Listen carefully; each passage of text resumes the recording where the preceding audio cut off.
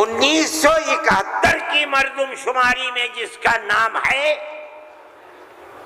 وہ آسامی ہے، اور اس کے بعد جو آیا ہے وہ آسامی نہیں ہے۔ یہ قانون بنا دیا، قانون بن گیا۔ اب یہ حلق سے نیچے چیف منسٹر صاحب کے نہیں اتری، انہوں نے کہا کہ نہیں، سارے ملک کا دستور ایک ہونا چاہیے۔ ارے بابا، کانگریس کا زمانہ تھا، کانگریس نے پارلیمنٹ کے اندر یہ اصول بنایا، اس کے اوپر بی جے پی کے بھی دستخط ہیں، علاقائی پارٹیوں کو بھی دستخط ہیں، ہم نہیں جانتے کچھ۔ اور تقریر جیسے یہاں کر رہے تھے ویسے ہی روز تقریر وہاں کرتے تھے۔ 71 نہیں 51 بنے گا، 71 نہیں 51۔ کیوں؟ اگر 51 کو بنا دیا گیا تو کم از کم 80-90 لاکھ مسلمان اجڑ جائے گا، برباد ہو جائے گا۔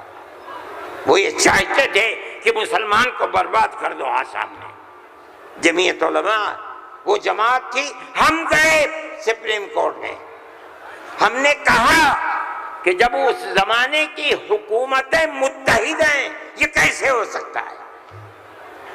یہ اللہ کا احسان اور کرم ہے کہ سپریم کورٹ نے وہ فیصلہ کیا جو حق فیصلہ تھا، اور اس نے کہہ دیا کہ نہیں، آسام کے لیے سن 71 ہی رہے گا۔ تمام پارٹیوں نے اس کو قبول کیا ہے۔ اب زمانہ خراب ہو گیا، دل دکھنے لگا۔ وہ جو وہاں دل کے اندر مسلمانوں کے خلاف آگ تھی وہ جھارکھنڈ میں لا کر کے اگلی ہے، اللہ نے یہاں بھی منہ کالا کر دیا۔ میرے بھائی، جمعیت علماء کا یہ کام ہے۔ ہم نے اس سے پہلے ایک اور مقدمہ آسام کے سلسلے میں لڑا تھا۔ جب لڑکی اپنے شوہر کے ساتھ کسی دوسرے شہر میں پہنچی، یہ لڑکی کہاں سے آئی؟ جو وہاں کا پردھان تھا وہ سرٹیفکیٹ دیتا تھا کہ یہ لڑکی فلاں کی ہے، باپ اس کا فلاں جگہ ہے، لڑکی یہاں رہتی ہے۔ اسی سرٹیفکیٹ کی بنیاد پر اسے آسامی کہا جاتا تھا۔ اس طرح کی لڑکیاں ہندوؤں میں 24 لاکھ اور مسلمانوں کے اندر 27 لاکھ تھی۔ وہاں کی فرقہ پرست طاقت کہتی تھی کہ یہ پردھان کا سرٹیفکیٹ کوئی معنی نہیں رکھتا۔ تنہا جمعیت علماء تھی، ہم گئے سپریم کورٹ میں، اور جو بڑے سے بڑا وکیل جو ایک ایک پیشی میں 15 لاکھ روپیہ لیتا تھا، اور اتفاق سے جو چیف جسٹس تھا وہ بھی آسامی ہی کا تھا سپریم کورٹ کا۔ مجھے تو بہت خطرہ تھا، ان کا ہوگا کیا؟ 47 لاکھ عورتیں ہیں اور ان کے بچے اگر لگا لو 1.5 کروڑ، یہ کہاں جا کے بھیک مانگیں گے؟ نہ کوئی مکان خرید سکتے ہیں، نہ جائیداد خرید سکتے ہیں، نہ ان کے بچے پڑھ سکتے ہیں، یہ کیا کریں گے؟ اللہ کی قدرت کا کرشمہ ہے کہ اس کے اندر بھی جمعیت علماء کو ایسی کامیابی ہوئی کہ مسئلہ ختم ہو گیا۔ 47 لاکھ ہندو مسلمان جینے کا حق انہیں مل گیا۔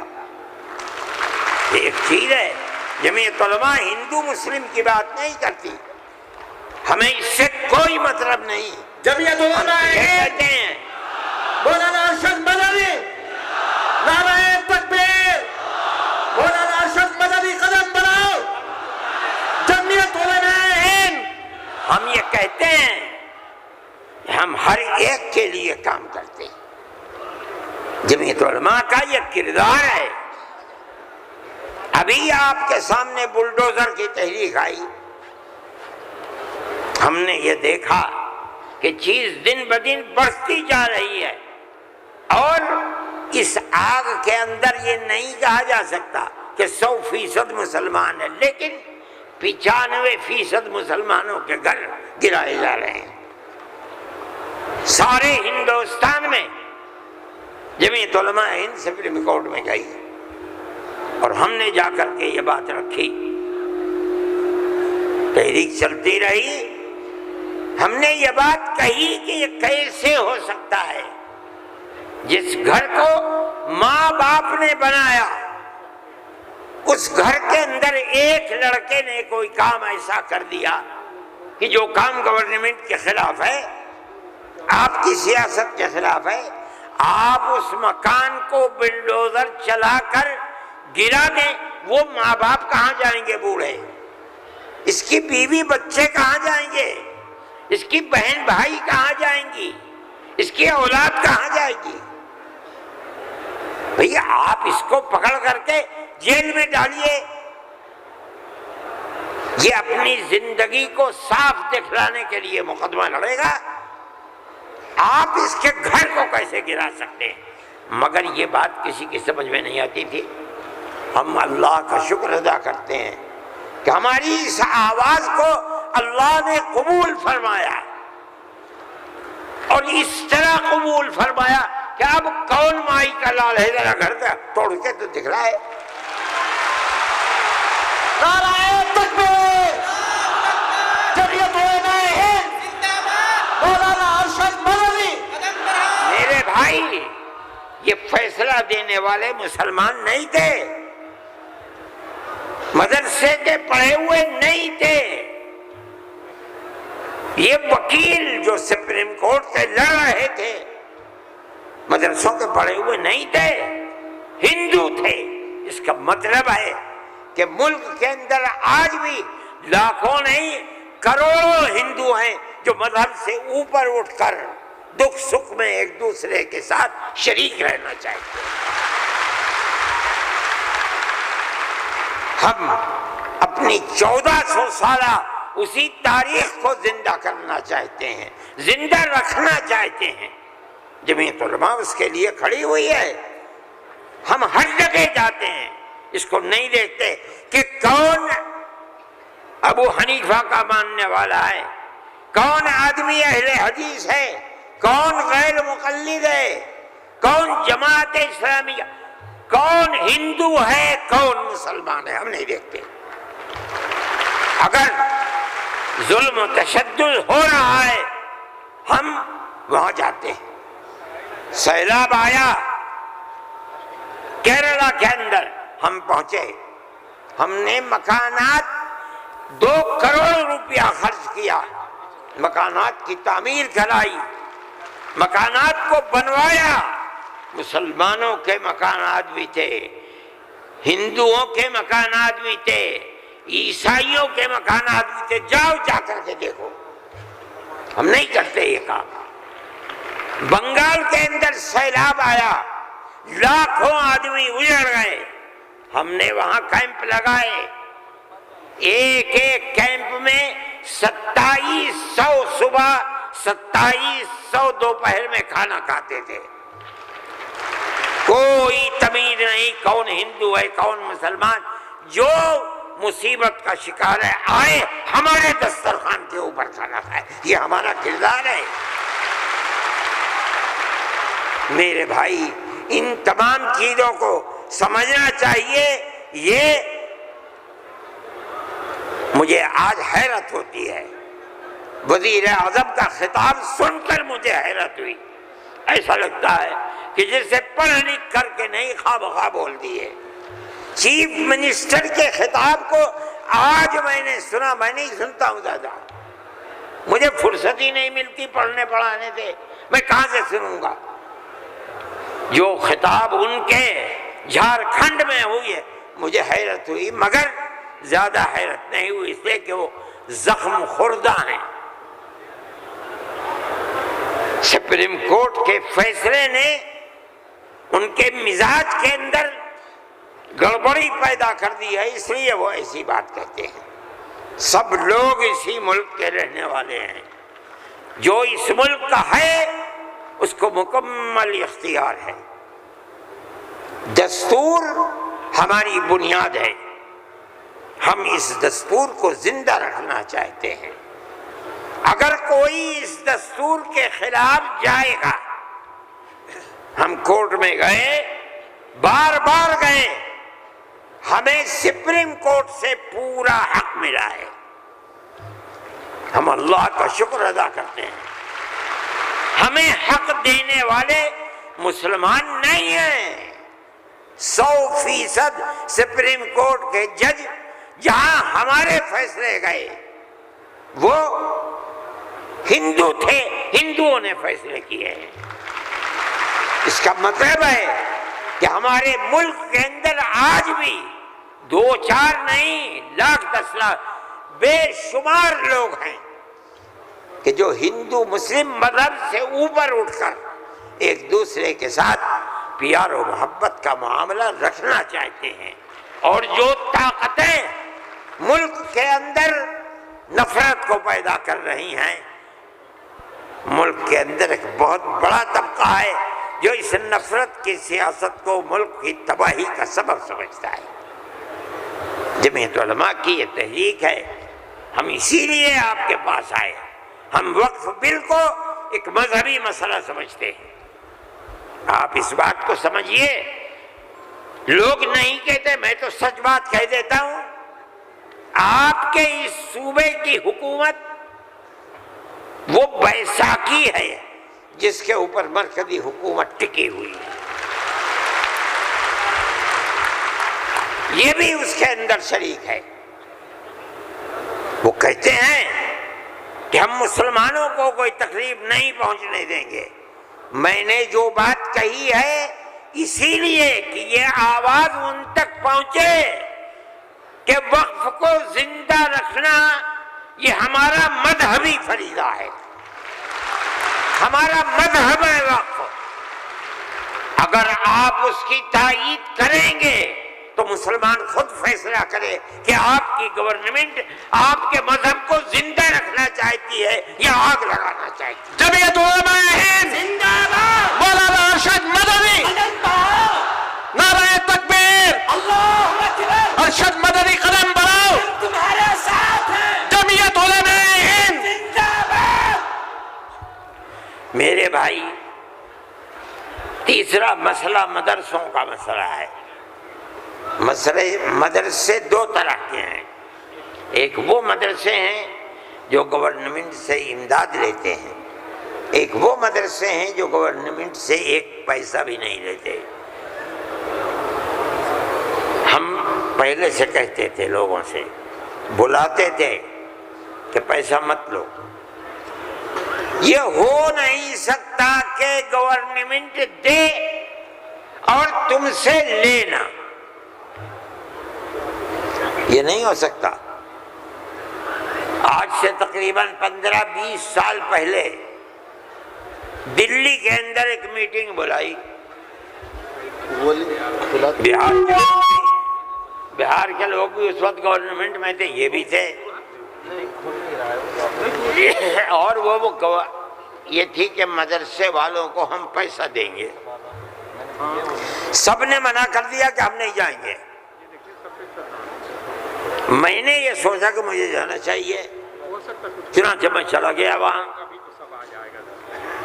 انہوں نے مجھے اسٹیج پر بنا دیا، اس کے اندر بڑے بڑے وزراء بیٹھے ہوئے تھے، ارجن سنگھ بھی تھے اور دوسرے لوگ تھے۔ وہاں تقریر کرنے والوں نے تقریر کی مدرسوں کے خلاف، میں خاموش بیٹھا رہا۔ اس کے بعد مجھ کو کہا کہ آپ بولیں۔ میں بولے، میں نے ان سے کہا کہ آپ نہیں جانتے کہ مدرسوں کا کردار کیا ہے۔ میں آپ کو بتاتا ہوں، جب 1857 کے اندر لوگوں کا قتل عام ہو گیا تو اب ملک کی آزادی کے لیے جہاد کرنے والے مجاہد ہی ختم ہو گئے۔ جن لوگوں نے جہاد کیا تھا وہ جیل میں پکڑے گئے۔ جب عام معافی کا اعلان ہوا تو علماء نکلے اور سر جوڑ کر بیٹھے۔ 57 میں جہاد ہوا تھا، ٹھیک 9 سال کے بعد 1866 میں دارالعلوم کی بنیاد رکھی۔ کیوں؟ اب مجاہد زندہ نہیں رہے، دارالعلوم میں میں جنگ آزادی کے لیے مجاہدین کی فیکٹری بنانی تھی، وہ ہے دارالعلوم دیوبند۔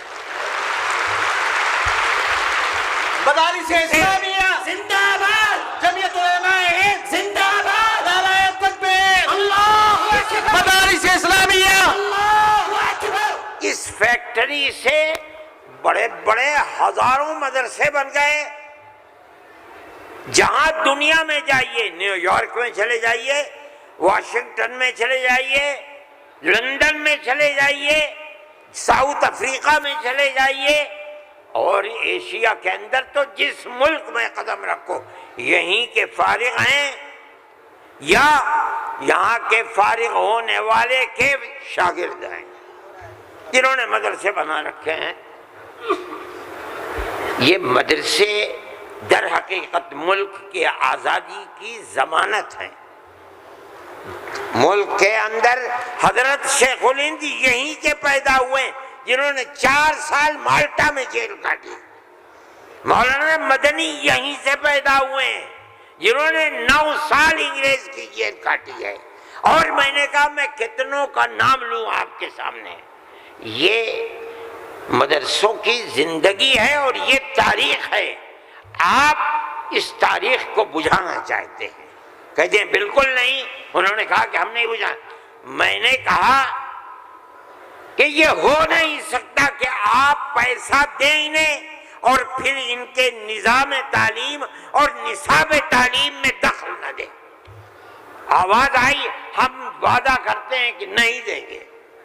میں نے کہا اچھا، میں آپ کو جھوٹا نہیں کہتا ہوں، مجھے یہ بتائیے کہ ابھی الیکشن میں 3 سال باقی ہیں، کیا آپ یہ ضمانت دے سکتے ہیں کہ 3 سال کے بعد جو الیکشن ہوگا اس الیکشن کے نتیجے میں کامیاب ہو کر آپ ہی اقتدار کی کرسی پر بیٹھیں گے؟ کہنے لگے نہیں دے سکتے۔ میں نے کہا تو آپ تو 3 سال کی ضمانت نہیں دیتے، اور میرے دل میں یہ ارمان ہے کہ اگر قیامت تک میں زندہ رہوں گا تو مدرسوں کو لے کے چلوں گا۔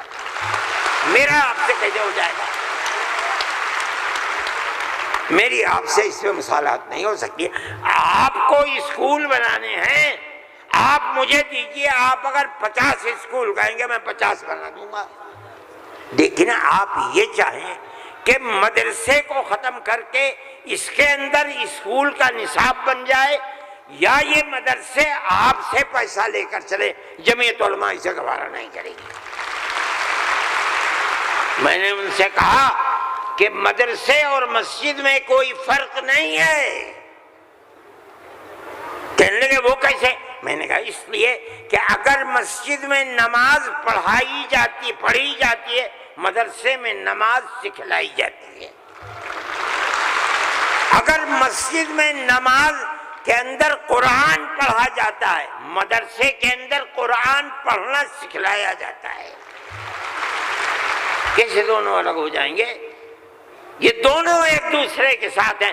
جیسے ہم مسجد اپنی خود بناتے ہیں، چاہے ایک چھپر ڈال کر کے بنائیں، اسی طرح ہم مدرسے میں بھی آپ سے کوئی مساعدت لینا ہم نہیں گوارا کر سکتے۔ اچھا، میں یہ کہہ کر کے بیٹھ گیا۔ صدیقی صاحب جن کو گورنمنٹ نے بنایا تھا اسکولوں کو ان کا اقلیتی کردار دینے کے لیے، وہ میرے برابر بیٹھے تھے، وہ بھی اس اجتماع کو بلانے والے تھے۔ اس کے بعد ایک اور صاحب کھڑے ہوئے میرے بعد، انہوں نے پہلے تو یہ کہا کہ مجھے بڑا افسوس ہے کہ آپ نے ارشد کے بعد مجھے بلا لیا، کچھ وقفے کے بعد بلاتے۔ انہوں نے تقریر، اور جیسے انہوں نے کہا، میں نے اس پر یہ کہا کہ میرے اندر یہ طاقت ہے، آپ جو فرمائیں گے میں اسے قبول کروں گا، خاموش، میں کوئی اس کی تردید نہیں کروں گا، اس لیے آپ فرمائیے۔